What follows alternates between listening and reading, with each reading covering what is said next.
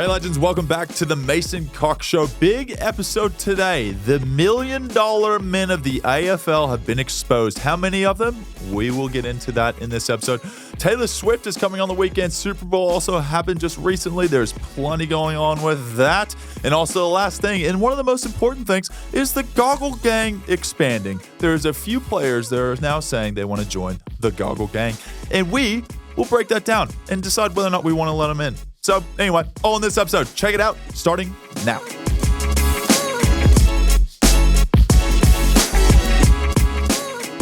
All right, Brayden, we are into it. Let's start this podcast. There's a lot to cover here, including you becoming famous. Step aside, Taylor Swift. Here we go. There's Big Cox in the building. I was actually noticed, not for the first time, not for the second time. I've been noticed a few times now. People know me. You're kind of a big deal, apparently. Kind of a big deal. TikTok, you heard of it? Yeah. We're on it. I was actually driving home from the studio, and our boy, what was he? Billy Turner. Billy Turner. Shout out to Billy Turner. Yep. He, I was driving home in the van, big unit. It's like a boat with wheels, and I left room for him to kind of swerve through. Yep. Looked back to give Billy the thumbs up to be like, you can go across, mate. And he was losing his shit. His head almost popped off his shoulders. Let's go, and Billy. He was pointing at me and giving me the thumbs up. And I was like, mate, go. So he drove off and he was just losing the plot. And it wasn't until I got home. I had a DM from Billy and he was like, slipped into the DMs. That was me in the car.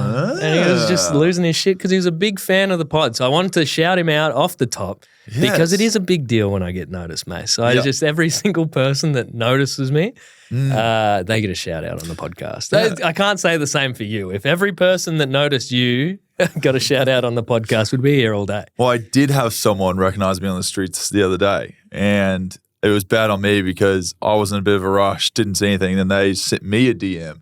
And it was Clint Stanaway. Shout out to Stannis. He was in a car. He was driving past. It was one of those I didn't really get a good look at him, And then he sends me a message. He goes, "That was me in the car." And I was like, "Oh, well, bad." Hey, now he's off radio. He's easy to forget. Well, that's it. Hey, shout out to Jason Lauren going to Nova. Telling you, man, well deserved. Exciting. Well deserved. I know.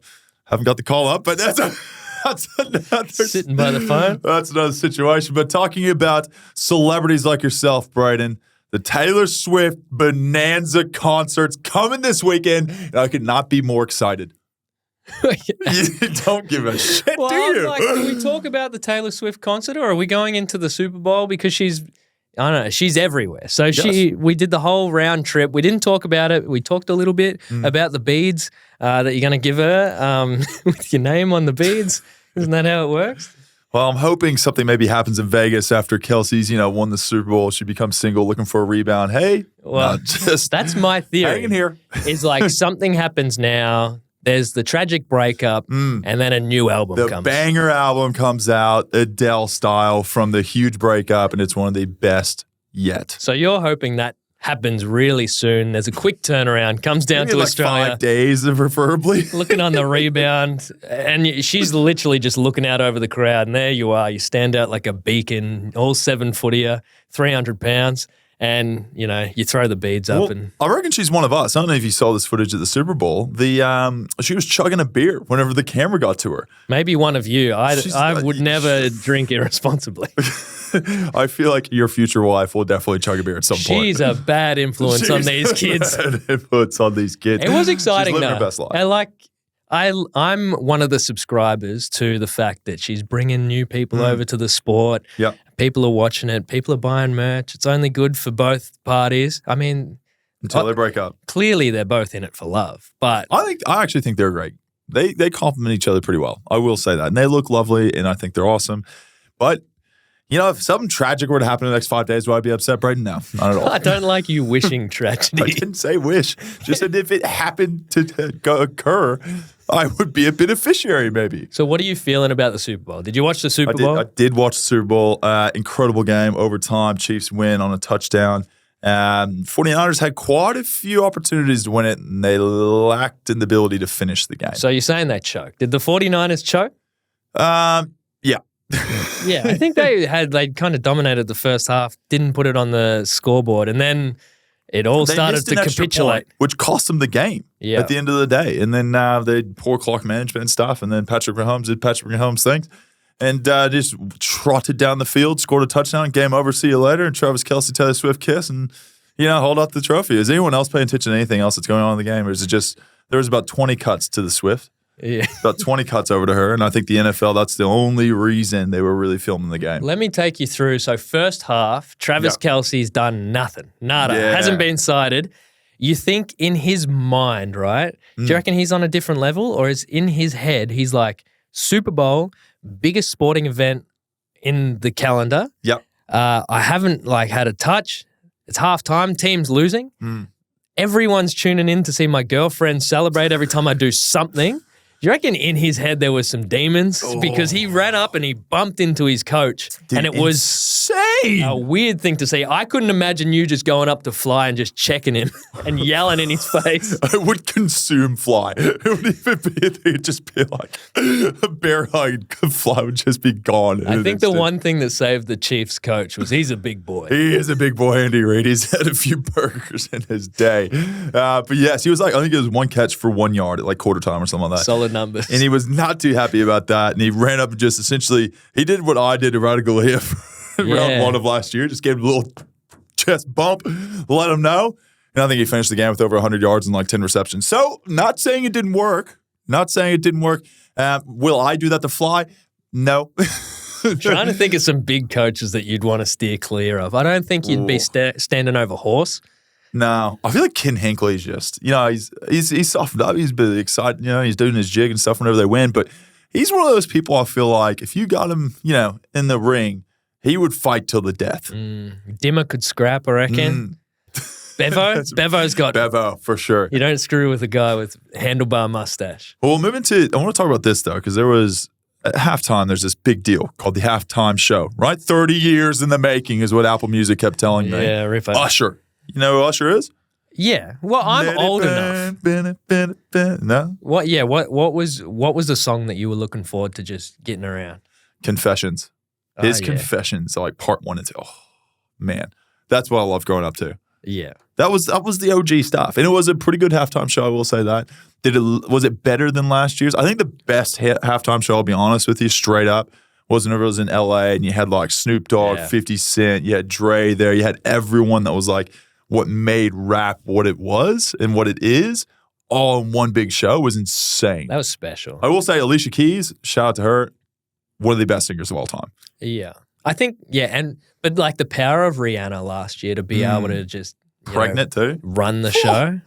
It's great that they wheeled out all the old rappers, but they each lifted each other up. You had one 50 Cent song, one Snoop Dogg song, one Eminem song. You can all get around and do a song. Rihanna was up there, prego, just smashing it. Usher, also, Katy Perry, 2012. That was a really good one. And the shark. Remember they had the shark? Yes, the shark, and then the roar of the lion that came up. That was an epic halftime show. That was a big meme. But so do you reckon the Usher was strategic going for the female audience with you got the Taylor Swift, you got the Usher coming out, taking his shirt off, getting all down with it?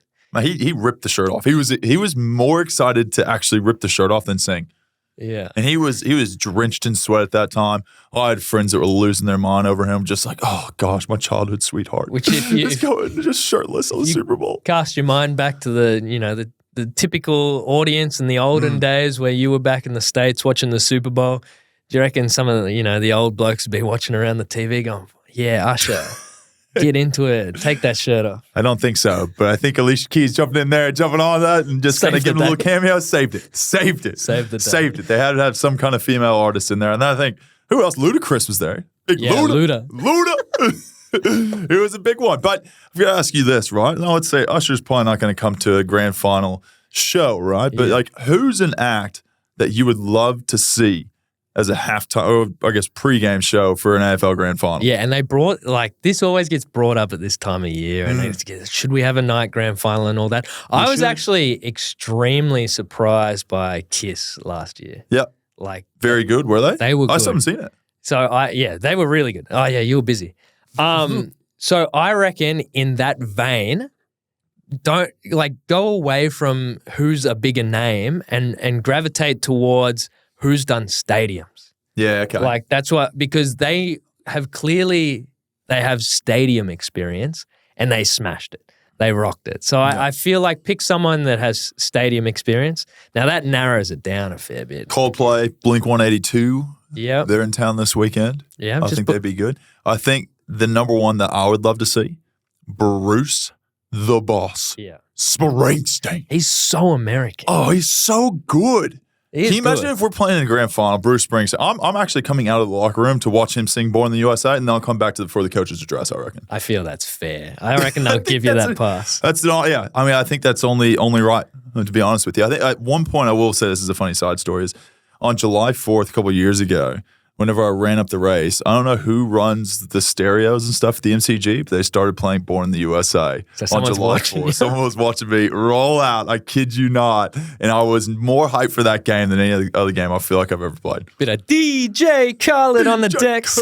Mr. Worldwide. But saying that, if they pick Bruce Springsteen, the only American in the league is in the grand final, it's almost so perfect. You could say it was scripted, Mace. Well, there was rumors that Bruce was going to play last year. Yeah, I don't know if you've heard these. I haven't. Yes, there was rumors Bruce was given an attractive offer to come play. And like many things, it was not enough. Yeah, well, fair. That is also fair. But you did ruin my perfect segue into it because I was going to say scripted, Mace, because there's obviously, I don't know if it's a meme or if there's some underlying truth to it, but a lot of people, they think the NFL is scripted. Yeah. Now, obviously, the Chiefs probably weren't the strongest team going through the playoffs, and yet they found their way into the Super Bowl. The whole Travis Kelce, Taylor Swift thing, NFL, they would be over the moon with the scripting. So I want to, bring that into the AFL. Yeah, okay. Do you think if we could script the AFL, what would make the best stories? What would make the best stories? Now, a lot of people have told me this after last year, right? Mm-hmm. And you look at the last 4 teams involved. You got us, GWS, Brisbane, Carlton. Yeah. Now, hypothetically, if it was us winning that game in the prelim and Carlton winning their prelim, the Collingwood-Carlton matchup in a grand final, we've talked about it on this podcast before, the city's burning to the ground. No matter what happens, whatever team wins, whether it's Carlton or Collingwood, there's going to be a hell of a lot of people pissed off. There's going to be a hell of a lot of people really happy. And the town is unfortunately not going to see the better end of that. It was actually, it borderline made me sick actually thinking that it was a possibility. Because it's as good as it would be to win the flag, just the thought of losing it to your biggest rival, I don't know about that. It's all or nothing. You win the flag or you will never not hear about losing the flag ever again. Yeah. But that would be a pretty big fairy tale. I think. What would be the biggest fairy tale? I think personally the biggest fairy tale would be Dimmer going up to the Gold Coast and winning them a flag. My boys! The Gold Coast Suns, baby! It's hard to say it with a straight face because it seems so realistic and it's maybe going to happen. So hard to fathom. But I think I heard that Ben King looks likely to sign a new contract and, thumb his nose to the free agency period, which, that's pretty interesting. Start retaining a few of those players, start to build upon it. Yeah. And a lot of them are, for lack of a better word, the castaways of their old clubs. They go up there, they, a fresh start on the Gold Coast. Now they got the proven coach up there that has won a flag, has a history of winning flags. Yeah, it would be, a special premiership and the first premiership in the history of the Gold Coast Suns. Huge. Well, they have to make finals for the first time to be able to do that, Brayden. Which would make it even more incredible. And I think they're going to do it. I said it last year, and I'm just going to double down on that this year. The Gold Coast Suns are making the top 8, baby. It'll happen eventually. Come on, Dimmer. Come on, baby. Woo! Yeah, I think the biggest horror story would be Carlton miss finals. Oh, God. You set it up, mate. There's been a bit of news that has come out of the AFL this week.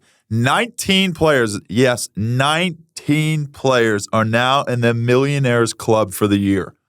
What's your thoughts on that? I'm guessing the way that you're phrasing the question, you're not one of the 19.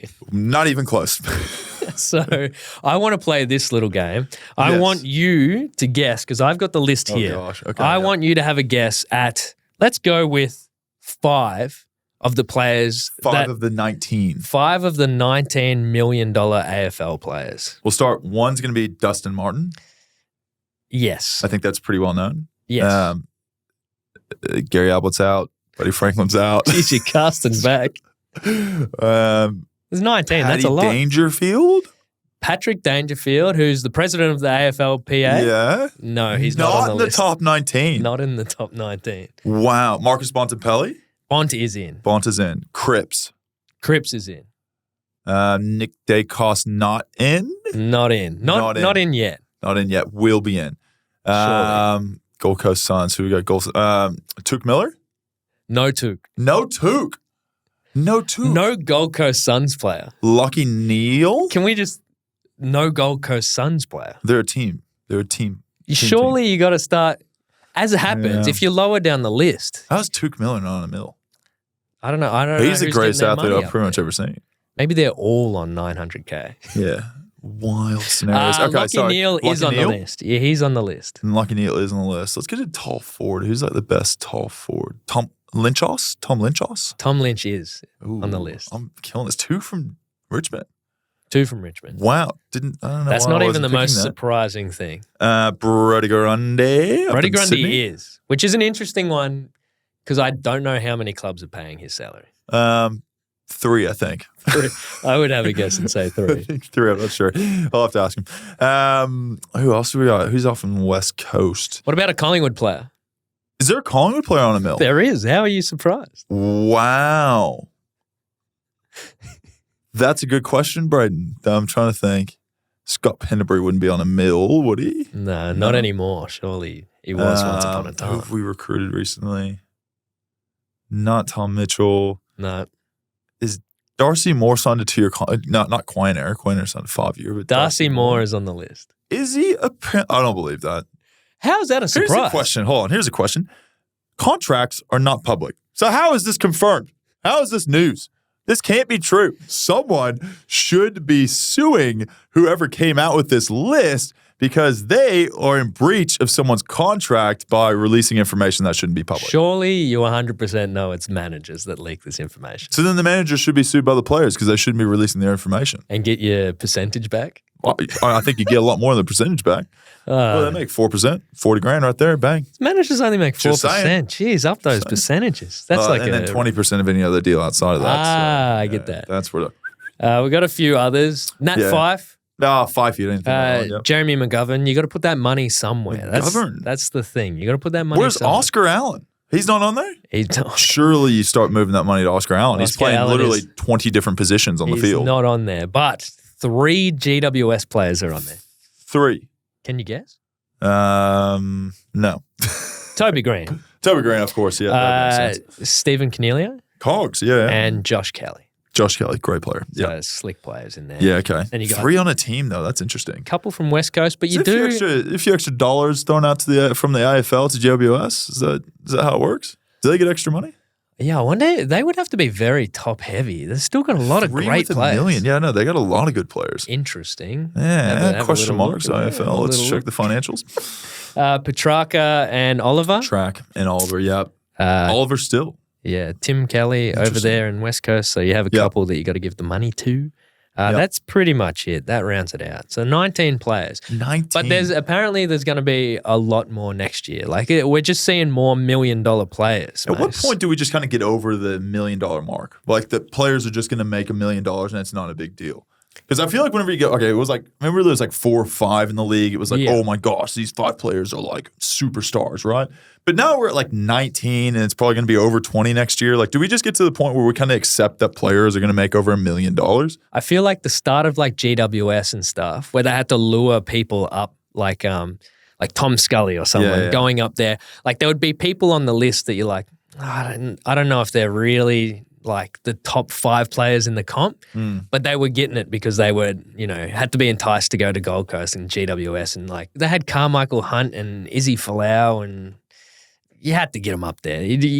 I went up when they first started and if you saw their training facilities, You couldn't pay me $1 million to go train at the Gold Coast Suns. They were training out of shipping containers and portables, like portable classroom type setups. They were like, and they're like 18-year-olds, and they're like, go on and have a crack. It's very interesting, but I feel like the quicker the AFL can, start paying more players at $1 million, it just raises the whole level of the competition. I will ask you the question, out of all of the AFL players, who is the most marketable AFL player and who's bringing in the most moolah for the league? Oh, I'd say he's probably making the most money. Chris Petrarca would definitely be up there at the moment. I see his face representing everything, and also Melbourne has some very financially wealthy people supporting them, which he's I'm sure wholesome. Is getting helped. He's a good image. He does the cooking. Doesn't screw it up. Does his own cooking show and stuff. He's a wholesome guy. No issue with that, right? But is he dragging in the most money? Who would be like, obviously it would have been like Buddy Franklin before he retired. Still is, I reckon. Still one of the most iconic players to ever play and will forever get paid for that, right? As he should. 100%. Most marketable right now, I think you're probably looking at, the Dacos family right now is like such a feel-good like story in the AFL at the moment. I think either one of them right now you're looking at, they're probably the story everyone's looking at, just winning a grand final as a team and a family. And it's just such a nice, feeling right now in the AFL with them. Everyone loves the Dacos family, what they do on and off the field. I think that's the two most marketable groups, maybe the couple. I don't know if you want to put them as a couple, Nick and Josh. The Dacos family. The Dacos family, I think, is one Dynasty. of the most. Is one of the most marketable right now. You look at the big players. Bont is definitely very marketable. I think Nat 5. I know he's in a smaller market in Perth, but he's a typical Aussie. He loves to surf. He loves to be at the beach. His dad, he runs a trucking company with his pops. Like, he is the wholesome Australian man, right? Yeah. Long hair, like very attractive human being. Like, then you got the bad boy. You got Dustin Martin. Does the Bonds commercials. Yep. Yeah, you got Dusty. You got from the Bulldogs. You have Bailey Smith, Cody Waitman also. Those are two. They're very, very attractive young males. Need the up and comers. Need the up and comers. We're talking about a fair few old dogs here. We need. I want to shout out Paddy Lipinski. He needs to be in a Bonds commercial. That man. I've been trying to get him on GQ Australia. I don't know how to do it. I've tagged him in 1,000,000 times in all his posts. I need to get him on some kind of cover. He is the most attractive male. I'm telling you, he gets his outfit and everything sorted. He just knows exactly what looks good. I thought you said Isaac Quaynor was the most attractive male last week. He's got the best physique, I think. But Paddy Lipinski's got the best, facial features. Let's go with that. Oh, my God. It's getting a bit weird, isn't it? Yeah, digging a hole. So do you think you're going to have some challenges for Melbourne's most eligible bachelor? Well, Quaynor's single. Paddy Lipinski's not. I think Quaynor's got me beat for sure. I think I'm probably a bit more desperate than. I think they just give it to the older blokes for the. Yeah, well, what's his name? Old mate from the old guy. What's the old guy? The old guy. Oh, this is preseason. This podcast. We are dusty. Oh, speaking of, this week, all the clubs are starting their intra-club matches. Yes. Now, this is something I love because it's just a bit of fun between. You love the mates. intra-club. I actually think they're a great time. I do. You get to play on like two different teams. You get to play with different players. And I think there's usually you get like an idea of kind of who maybe is in contention for AFL, right? So at some point, one of the quarters, you might play 4 quarters. One of the quarters will have like a bit of an AFL team, and then they'll kind of mix and match after that, or maybe that's at the end. But it's just one of those things, you're not going to get killed in it. People are playing hard, don't get me wrong. But if there is a contest where you can stick a knee in the back of someone's head, you definitely pull out of that contest. Try to save your player's life, right? So you've got a little bit of security there. It's a bit of fun. Everyone has a laugh. Like different players get to kick goals and people get around them. The fans are there, and it's just a feel-good experience, right? And I actually don't mind it. It was always one of my favorite nights of the year when I was back working at Collingwood. The crowd shows up. Yeah. They turn out, and it's normally that nice twilighty time. It's normally this time of year. It's warm, but you get the nice cool breeze coming through. I want to say Wednesday night, Collingwood Central Club. Yeah. I want to say I should know that. But Wednesday night, you'll be there. Collingwood Central Club, be there because I'll have to be. Because the best part is if you're a Collingwood fanatic, you don't have to watch another crappy team versus your team. You just get to watch your team versus your team. No matter what. No matter what, you're on the winner. The black or white team gets to win. Yeah, so I was going to ask that. How do they pick the team? So you start to get a bit of a notice. You're like, oh crap, I'm on the white team, or do you like go stand over near the bibs and you're like standing near the black bibs, just like, oh yeah, I just grab one of these. Hey, is there like a bit of strategy to the teams? It's I think they usually at the beginning they put it evenly split, right? So you get the AFL team's kind of like mixed between both the black and the white team. But then I think towards the last quarter, you'll kind of have everyone kind of merge together. That's probably going to be looking like the team that plays in the first preseason game. Yeah. That's looking to play as the AFL team. So I think there's a bit of that, but they want a competition, right? So they want players to be, jousting for jobs. Like we still have SSP guys that are still trying to get a contract, and still getting on our list. So these guys are killing it, putting everything on the line. Like we unfortunately just had one of our players, pop his hamstring. He's going to have like probably 8 weeks out or something like that. So you hear these kind of things, and these guys are training so hard and putting everything on the line for something like that to happen it's quite sad, and it's like jarring, to try to put yourself in those people's position. But it's going to be intra-club. Like people don't not go 100%. Like people do flat out go at each other, and you'll see guys getting like murdered out there. What's it like? Because it's an interesting one because there's some guys still fighting for selection, still fighting for spots on the team. But so they want to go 100%, but you also can't go full 100% and like risk injuring someone. Is it a weird kind of dancing with your sister kind of moment where you're like, I can't really win if I don't go like 100%? And I'm sure boys get competitive. You go 100%, but the two things you probably don't do, sling tackle, knee someone in the back of the head, right? Yeah. Two things that are going to cause injuries between players, right? And if someone were to do that to me, I would not be too happy. There's common sense with it, right? Like if you're playing against the opposition and you have a free shot at someone's back of the head, like you're going to take it. But whenever it's your own teammate, like you have to look after them, right? So I think that's the biggest thing. Like everyone's playing at 100%, but there's certain situations that you would go into someone like and try to break them in half that you're not going to do that in the intra-club. So yes, is it going to be AFL level? Like, yeah, everyone's going to be going at that pace. Is there going to be probably a contest where maybe like a Scott Penderbury or myself would not try to kill someone in front of us? Like, yes, that's going to happen to make sure that we're, have as many fit guys for round one as possible. Have you ever seen anything bad go down in an intra-club? You've been around for a lot of years now. I've been there for 10 years. Not too bad. Like I've seen some guys jump in the back of someone else, but the thing is as soon as they do it, every other player pulls them up on it. Like, and it's one of those things, right? You like kind of cross the line. You're in that game mode. People are finally getting that first sniff of being able to play like a full game kind of scenario, and you kind of get lost in it sometimes. You're like, oh, I'm in the moment, Like, and there's moments where I guess where you probably should pull out, but in a game you would never do that. So I think that's happened once or twice, and you probably pull the player up and say, look, man, like don't do that again kind of scenario. But it does get heated. It gets heated out there. Like intra-club is not, it's not a lot of smiles and laughing and screwing around. Like it is quite the competition between the two teams. I did see Pendles once hit a torp off one step from about 55, 60 and it went through.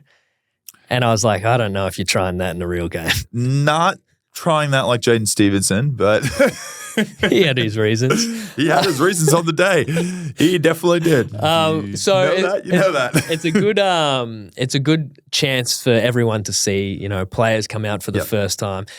Have you seen any blokes come out? Maybe they're wearing the goggles this time this year. We know we're recruiting people, and I did see a video getting around from Tom Mitchell of a bunch of boys wearing the goggles. Are they trying them out? Are we going to see more Goggle Gang members? I've got to tell this story. So it's team photo day, right? And I rock up, and I'm like one of the last people to kind of get back there. I was doing a Triple M radio, and I was like rushing to the club, and I walk into the locker room. I see like 10 to 15 guys kind of like huddled around my locker. My locker's kind of at the end, right? So there's not many people that kind of hang out there, right? They can't be borrowing your kit. No, there's no one. There'll be a dress on. And Bobby Hill's put it on before and goes down past his knees. And I'm sitting there and I walk in. Everyone's kind of like looking at me like, oh, snap, how's he going to react to this? Is he going to be pissed? And I walk in, there's like 10 guys that have pulled out all my goggles from my like bag that I have of them, and they're all wearing them, and they're standing together on the bench like it's a grand final day taking the photo together. And I just started pissing. It looked like it reminded me legitimate if I walked in there, if you ever seen the Minions and all the Minions like, hey, that's what it looked like with everyone wearing my goggles. It was one of the funniest things I've seen in the locker room. And then I think the boys were just like, half a second of like, is he going to be pissed? Is he going to like throw a fit here? Or is he just going to let this be? And it was, no, it was good fun. And it was a bit of a play because there's two things that happened on grand final day that I haven't really talked about. And I didn't realize this until one of the players told me this, is whenever we got our team photo before we played the game. So you get the team photo on the ground and then you go out and you line up, right? And I was in full game mode. I was like, nah. Like, kind of forgot about the photo. It wasn't like front of mind. I was like, nah, time to kill Brisbane. And I had the goggles on. I was like, full ready to go. I was like, not taking these off for the photo, blah, blah, blah. No smiling, just deadpan, right? I look back, like, Leggy's holding someone's hand. Like, everyone else got a smile on. I was like, totally read the room wrong.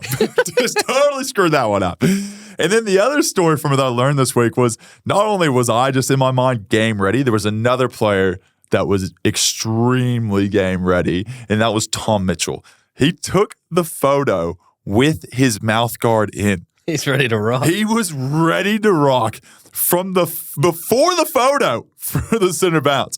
He was just locked in, Tom Mitchell. And we both looked like idiots compared to the rest Can you actually of the guys see it? on there. I think so, yeah. He was full like mouth guard in, just like totally in the zone, ready to play. And I respect the shit out of that. Jeez, it was funny. It was a pretty good list, the Goggle Gang that was like represented. So it was pretty cool to see. Now, I think it's going to become more popular. Ooh. And we have seen former Adelaide skipper Rory Sloane come out and say that he's going to be wearing the goggles this year, or he might be. He might be. I don't think it's 100% confirmed. He did have a detached retina, which is the exact kind of stuff that I had, and he had a little bit of a operation on that in the off season. And that was one of the main reasons that I started wearing goggles. So he asked me after a game about it once, and nothing, obviously he hasn't worn them, so nothing really came from it. But he did mention it, I think, in a press conference or mention it somewhere in the media that he might be wearing it. So the Goggle Gang might go to 2 members. I feel like initiation's pretty tough, though. I don't know.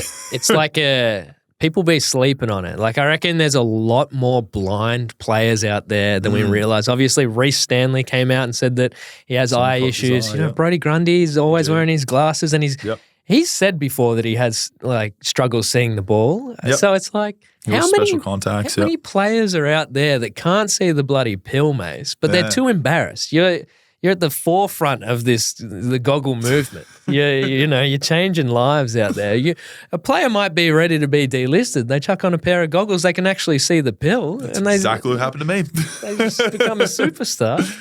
Premiership player. That's Look it. at it all There is another rumor that a Doggies player might come out. I don't know. Someone tweeted this to me, or X'd it to me. I don't know what we're calling it now. X'd it to me that there might be a Doggies player wearing it too. They're coming out of the woodwork left, right, and centre. But if they come out, there's a strict, well, obviously you got to go through the AFL and they're very strict. Oh, yeah. They'll have to sign a contract saying null and void if anything happens. But if you want to join the club, you got to come to the lead founder member, Mason Cox. He'll let you in the club. It's not that hard. You just wear the goggles. You're in the club. I feel like that's the thing.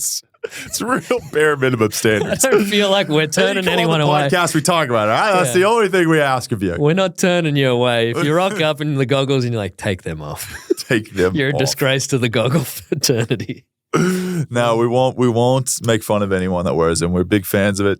We're going to support whoever it is that is the next person that wears them. And who knows? Maybe it's a movement. So we are getting close to the start of the year. The Intra Club is where everything starts to lead up to the round 0. Yep. And we start. We've got weird terminology this year, isn't it? Yeah, we got the practice games coming up. So practice game, I believe, after talking all that shit about Arden Street and the hype going back, I think they moved it to Collingwood.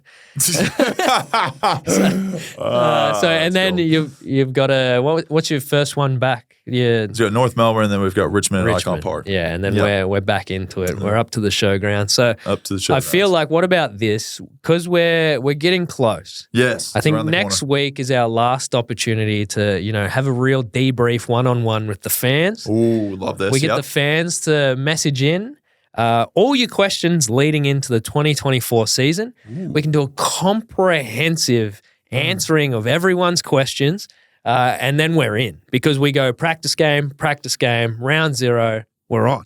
Oh, we're talking about like premiership predictions outside of Collingwood. We're talking like top 8 predictions. Are we going to decide who our golden team of the year is? Obviously, you had GWS last year. I had Gold Coast.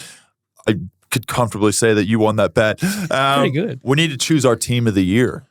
Yeah, and not only that, we got to look through the new draftees and pick out the new phallus members that have joined this year. There's got to be a new phallus team of the year. We got to have phallic members that we're gazing upon. I need to bring in the poster. I told you some guy gave me a poster with the all phallus team. That's pretty cool. Dude, we need to put it in the background next week. It's happening.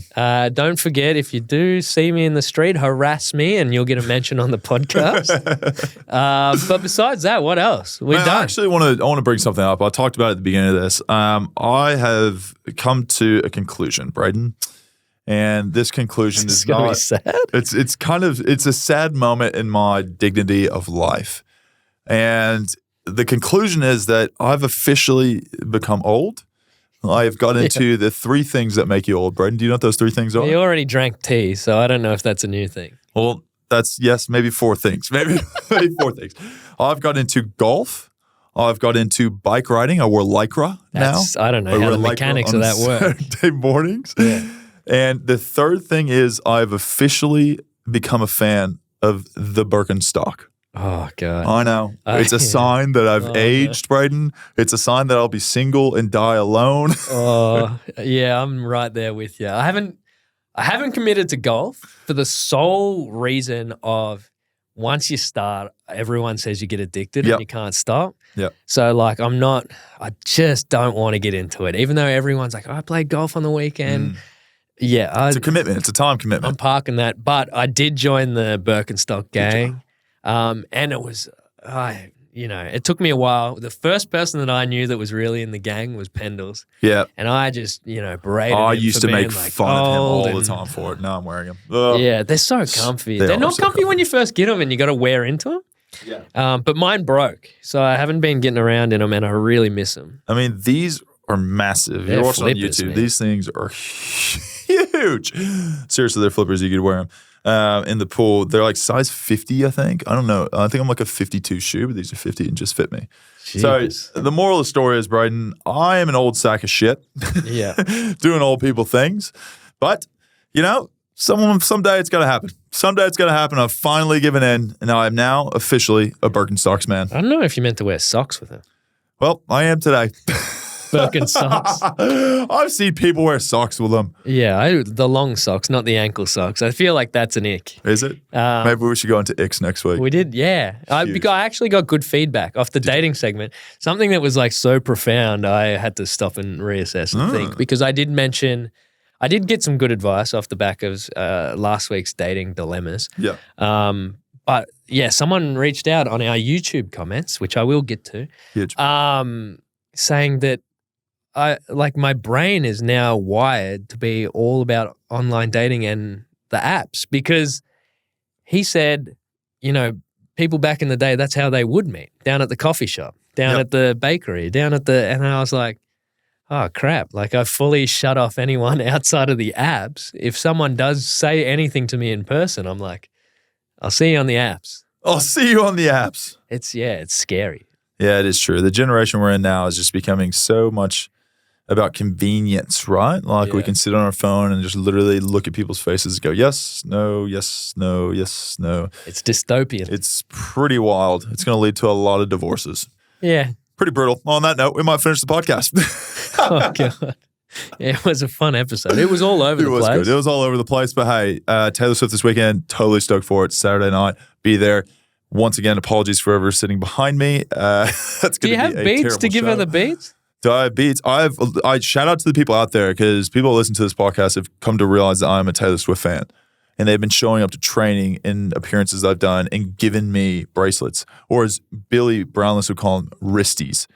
It's a whole thing Triple M did. Don't accept wristies from people at training. It was a wild segment. It got real weird real quick, but that is Billy Brownless, Triple M. And yes, so I got a few wristies from... No, you didn't. No, okay. you didn't. Okay, well, I did. I got a few. So what happens just before we wrap up, and a real quick summary of it? Yeah. Does she just get absolutely pelted with these wristies at the concert? I don't think you're supposed to throw them at her. You're supposed to trade them with other Swifties. That's the idea. Oh, so it's like a freak cult thing. Yeah, so I think what I'm going to do is I'll have like one arm that's like maybe like an Instagram handle, and then like one arm that's like my phone number. Yeah. And then, depending on if they're calling Travis Kelce. Jason, Travis. Jason's just comes out and Jason's a cool one. Travis is the lover. Travis is the whole thing. Asshole that stole your girl. Travis is cool. Jason's the best though. Yeah. But you trade them. So, if you... The problem is, I don't think there would be as many women my age there. But then so you meant to trade them with someone that you like or something? Oh, just someone else that you hang out with, or people around you, whatever it is. You're supposed to trade bracelets with them. It's a whole thing. So, yeah. I'm looking forward to it because it's just going to be so fun just sitting here, listening to you talk about Taylor Swift all week. Yep. I'm going to have a lot of wristies next week. So good. Hopefully you get a wristie from Taylor Swift. Oh, my God. Oh, it'd be a golden wristie. Golden wristie, Brayden. I hope people listen to the context of this conversation. As in a bracelet, everyone. A wristie is a bracelet. That's the translation. Well, anyway, thanks so much, everyone, for listening to the episode. We're going to end on that awkward and just weird note. It's been an epic week. There's going to be Intra Club next week. We'll go through that, and we'll end up doing the fan questions next week, all about you, the listener. So make sure you check out our socials, be involved, get your question in, what you're going to think about the year, what are the important things you want to know, and plenty of other things. So we're excited about next week, giving back to you, the community that has made this so great. So make sure you get on the socials, check them out, and comment all the different stuff of what you want to hear next week. We will see you later. Enjoy the week. Peace.